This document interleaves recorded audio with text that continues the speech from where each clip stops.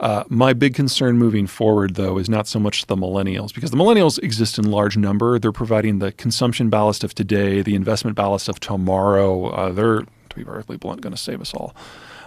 My concern is with the Zoomers, the younger kids 22 and under. There aren't a lot of them.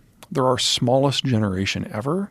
By what factor? There are about 30% fewer of them than there were millennials at the same age. And what do you attribute that to? Well, their parents were Gen X. We were a small generation too.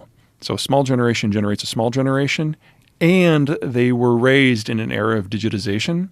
So an iPad was part of their childhood experience, which means they're a little bit more socially awkward, and they date less, and they are less comfortable around other people.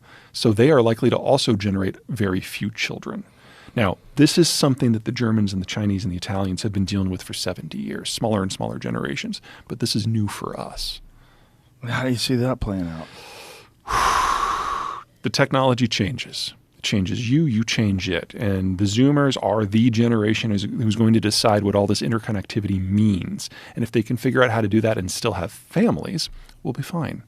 And if they can't, we are starting down the German path. Now, worst case scenario, we still have another 60 years.